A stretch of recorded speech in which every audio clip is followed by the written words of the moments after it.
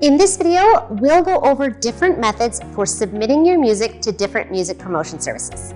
We'll also talk about why, in some cases, a music submission is rejected. I can't stress enough how important it is to read submission guidelines for each platform. Formatting your submission correctly will increase the chances of your music being heard and reviewed. Things artists commonly do wrong. The one-size-fits-all mass email. I think we can all agree nobody likes being bombarded with spam mail. It's not personal and easily scrolled past. I know what you're thinking. But even if only 0.01% of the people to whom I send X emails respond, that's still a lot of responses. I can assure you that at no point in history have submission guidelines for music indicated a preference for being contacted via mass email. CCing your email to multiple unrelated recipients. In the music industry, receiving an email blast from an artist that has been CC'd to several hundred other people is the lowest form of communication, especially if there are MP3s attached. In the end, it just makes everyone angry. Use blind carbon copy, BCC, if you must send a mass email so that recipients do not have access to individual addresses. Unidentified recipients. It's crucial that you address your first email to the right person at a music service, so it's worth it to do some research beforehand. This will demonstrate that you care enough to invest a few extra seconds in order to identify the appropriate person to contact. Remember that you're dealing with actual people by sending them requests addressed as "Hey" or "Dear Music Reviewer." There are some online resources where no one can be reached by name. It's common practice for bloggers to avoid providing too much information. To begin your email, you must use a standard greeting. However, in many cases, the proper contact's name is listed, typically in the About Us or Contact section. Submitting to non-open submission platforms. The fact that so many record labels and streaming services reject unsolicited submissions is a major source of frustration for unsigned musicians. It makes one feel as though they are on the outside looking in. How does one get solicited? And what gives with these jerks? There are two primary justifications for this extensive checking. For starters, there's the matter of the law.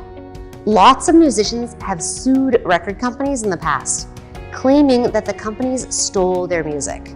They state that they submitted a demo to XYZ Records, and a year later, one of the artists signed to XYZ Records released a song that was very similar to their submission. The recording industry had no choice but to take precautions. When sending a demo on behalf of a client, a lawyer or management company must first obtain permission to do so. It is now impossible to get in touch with the creator directly. The second is that it ensures that the music is directed at the intended audience through the screening process. It helps record companies avoid the flood of inappropriate submissions they would get if they accepted everything. An actual person must eventually read through all of the applications. Even if the label accepted unsolicited submissions, only a small fraction of the music they received would be a good fit for their roster. So it's not that the music industry, labels, managers, and public relation firms isn't interested in what you've got to offer. Most of the time, they're just trying to cover their own backs legally and make sure the submissions they do receive meet their requirements. This should be the first thing you check.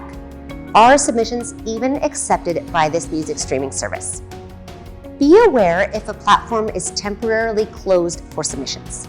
Many services, especially smaller ones like record labels, review sites, and blogs, eventually reach capacity. They are understaffed and already swamped with submissions, so they will be unable to review anymore for some time. There will be a notice in their submission guidelines stating that they are currently closed for submissions. Once they finish catching up, they will once again accept submissions. Sending to the wrong email address. In general, music streaming services have multiple points of messages sent via email, especially those of a substantial size.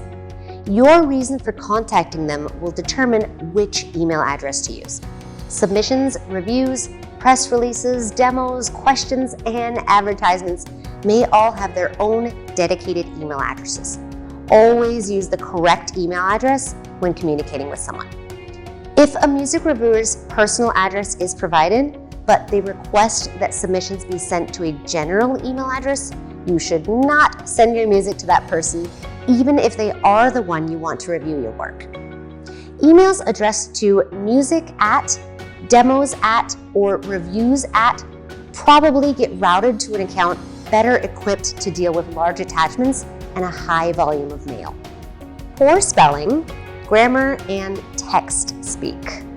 Before sending anything, it's useful to use proofreading software to correct spelling and grammar mistakes.